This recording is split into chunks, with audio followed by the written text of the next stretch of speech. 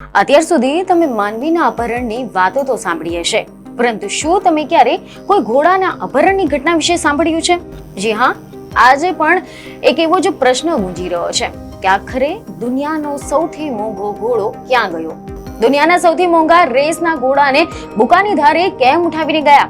આ ઘોડામાં એવું તો શું હતું કે એક દોડના સમ્રાટથી એક રાષ્ટ્રનું રહસ્ય બની ગયો?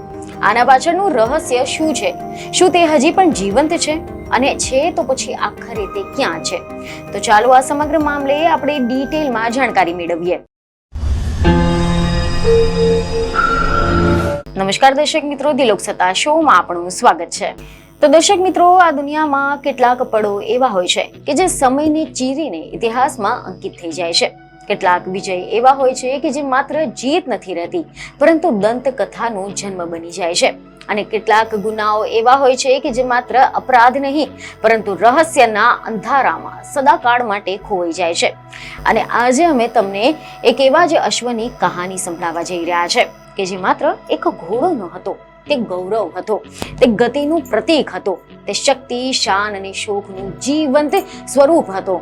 અને આ એક એવા અશ્વની વાત છે કે જેની તોલે કોઈ આવી શકે તેમ ન હતું, જેનું નામ હતું શેરગન.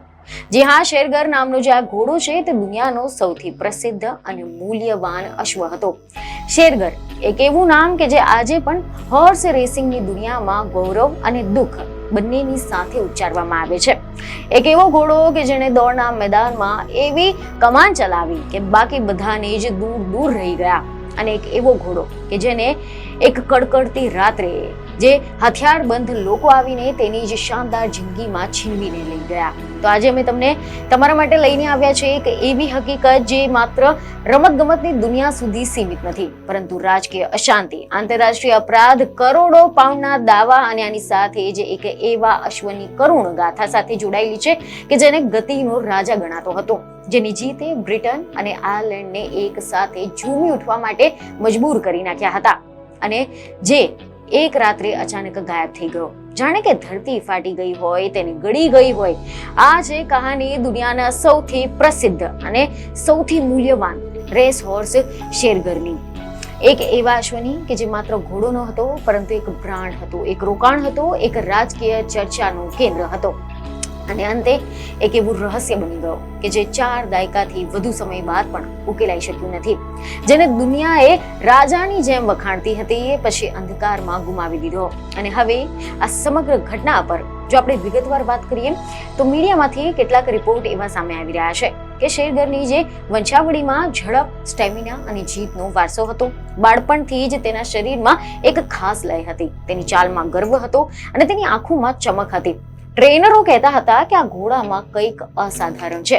અને જ્યારે પણ શેરગર દોડના મેદાનમાં પ્રથમ વખત ઉતર્યો ત્યારે કદાચ કોઈને કલ્પના પણ નહીં હોય કે આ નામ એક દિવસ ઇતિહાસમાં અંકિત થઈ જશે. વર્ષ 1981 નું વર્ષ હતું, જ્યારે હોર્સ રેસિંગની દુનિયામાં સૌથી પ્રતિષ્ઠિત રેસોમાંની એક એપ્સમ ડર્બી, જે 246 વર્ષના ઇતિહાસ ધરાવતી દોડ છે. અને અહીંયા જીતવું એટલે કે અશ્વને અમર બનાવી દેવું. અને એ દિવસે શેરગર માત્ર જીત્યો ન હતો, તેને દોડને કબજે કરી લીધી હતી.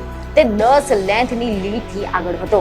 દર્શકોમાં આશ્ચર્ય હતું, કોમેન્ટેટરો પણ સ્તબ્ધ થઈ ગયા હતા. બધા કહેતા હતા કે આ દોડમાં એક જ ઘોડો દેખાય છે, બાકીના તો દૂરબીનથી જોવા પડે છે. તે દોડ માત્ર એક રેસ ન હતી, તે પ્રદર્શન હતું, ગતિ અને શાનનું સંગમ હતું. શેરગર ફિનિશ લાઈન પાર કર્યા પછી પણ આગળ દોડતો રહ્યો હતો, જાણે કે જીત તેની માટે અંત ન હતી, શરૂઆત હતી. જોકે મીડિયામાંથી કેટલાક અહેવાલ એવા પણ છે કે શેરગરના માલિક હતા આગા ખાન ચોથા, જે એક આધ્યાત્મિક ગુરુ અને એક વિઝનરી અને એક પ્રખર અશ્વપ્રેમી હતા. તેમના રેસિંગ કલર લીલા રેશમી કપડા પર લાલ ઓપોલેટ્સ તે એ દિવસે ગૌરવની સાથે લહેરાયા હતા. આગા ખાને પછી કહ્યું, એપ્સમ ડર્બી પછી શેરગરે આઇરિશ ડર્બી અને કિંગ જ્યોર્જ છઠ્ઠી ચેસ પણ જીતી લીધી હતી. તે માત્ર બ્રિટન કે પછી આયર્લેન્ડનું નહીં, પરંતુ વૈશ્વિક સુપરસ્ટાર બની ગયો હતો. પરંતુ દોડની દુનિયામાં એક સમય પછી રેસ હોર્સને નિવૃત્ત કરવામાં આવે છે, કારણ કે તેની અસલી કમાણી ઘણીવાર દોડમાં નહીં, પરંતુ સંવર્ધનમાં હોય છે. એક ચેમ્પિયન ઘોડાની વંશાવળી સોનાની ખાણ સમાન ગણાય છે. કેટલાક રિપોર્ટ એવા સામે આવી રહ્યા છે કે આગા ખાને શેરગનની કિંમત 10 મિલિયન પાઉન્ડ આંકી હતી. તે સમય માટે આ રકમ અવિશ્વસનીય હતી. શેરગરના 40 શેર બનાવવામાં આવ્યા, જેમાંથી 34 શેર વેચવામાં આવ્યા, જેમાં દરેક 2,50,000 પાઉન્ડમાં. બાકીના 6 શેર આગા ખાને પોતાની પાસે રાખ્યા હતા. આંતરરાષ્ટ્રીય રોકાણકારો ઉત્સાહથી આગળ આવ્યા. તેઓ માનતા હતા કે શેરગરના સંતાનો પણ ચેમ્પિયન બનશે, જેથી 1982માં શેરગરે 44 ઘોડીઓની સાથે મેટિંગ કર્યું હતું અને દર ઘોડી માટે 80,000 પાઉન્ડ ફી પૈસા તરીકે વરસી રહ્યા હતા. શેરગર હવે માત્ર ઘોડો ન હતો, તે એક ઉદ્યોગ બની ગયો હતો. તે કાઉન્ટી કિલારડારે માટે આ 2 લગામની સ્ટડ ફાર્મમાં રાખવામાં આવ્યો હતો, પરંતુ સુરક્ષા આશ્ચર્યજનક રીતે નબળી જોવા મળી હતી, કારણ કે કદાચ કોઈએ વિચાર્યું નહીં હોય કે દુનિયાના સૌથી પ્રસિદ્ધ આજે ઘોડા છે તેનું પર અપહરણ કરવામાં આવશે.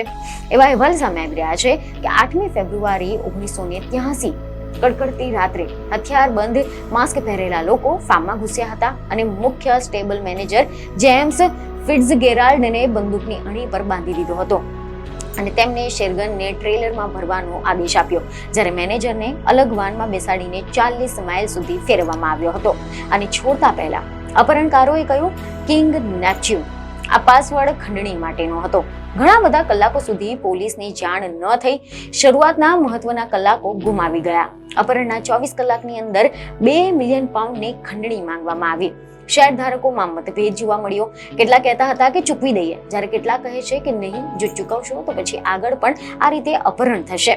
આ દરમિયાન ઉત્તર આયર્લેન્ડ રાજકીય શાંતિમાંથી પસાર થઈ રહ્યું હતું અને શંકા ગઈ પ્રોવિઝનલ આયરિશ રિપબ્લિકન આર્મી તરફ, પરંતુ ક્યારેય પણ પૂરતા પુરાવા મળ્યા નહીં. અજાણ્યા ફોન, કોઈ બ્લેકફાસ્ટ કે પછી યુરાપા હોટલ કે પછી રેસિંગ પત્રકારો, મશીન ગનધારી લોકો, અનેક પાસવર્ડ, કોઈ ફોટોગ્રાફી પુરાવા નહીં મળ્યા. અને અંતે એક કોલ કે ઘોડાનું અકસ્માત થયું છે, જેમાં તેને જીવ ગુમાવી દીધો છે અને શેરગરની ફરી ક્યારેય જોવા મળ્યું નહીં.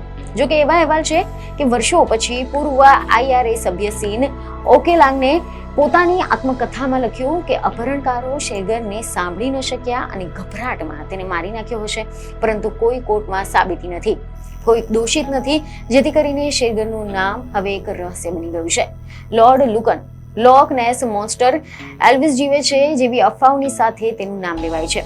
આગા ખાને તેમની નવી સુપર યોટનું નામ પણ શેરગર રાખ્યું છે. તેમણે સ્વીકાર્યું કે તેમને ડર્બીનો વિડીયો સેંકડો વખત જોયો છે.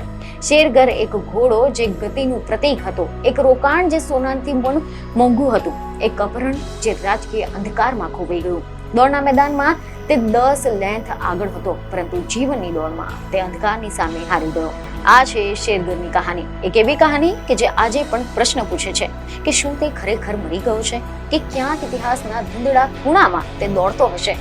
શેરગર દોડનો રાજા, રહસ્યનો કેદી અને ઇતિહાસનો અણુકેલાયો પ્રશ્ન. આ પ્રશ્નો આજે પણ રેસિંગ જગતને સતાવી રહ્યા છે. જો તે રાત્રે સુરક્ષા કડક હોત તો શું? જો તે તરત જ પોલીસને જાણ થઈ હોત તો શું થાત? જો ખંડણી ચૂકવાઈ ગઈ હોત તો શું થાત? પરંતુ ઇતિહાસ જોથી નથી લખાતો, પરંતુ હકીકત તો એ છે કે શેરગર હવે દોડનો સમ્રાટ, અપરાધ અને રાજકીય અંધકારમાં ખોવાઈ ગયો છે અને તેની કહાની આજે પણ યાદ અપાવે છે કે પૈસા, પ્રતિષ્ઠા અને રાજકીય અશાંતિનો મિલાપ કેટલીક વાર ભયંકર સાબિત થઈ શકે છે. તો આ હતી વિશેષ રજૂઆત એક એવા અશ્વની કે જેની અંતિમ દોડ ક્યારેય પૂર્ણ નથી થઈ. તો આશા છે કે આ માહિતી તમને મહત્વની લાગી હશે, જેથી અમારા વિડીયોને લાઇક અને શેર જરૂરથી કરજો. બીજને ખબર સાથે ફરી મળીશું. ધન્યવાદ.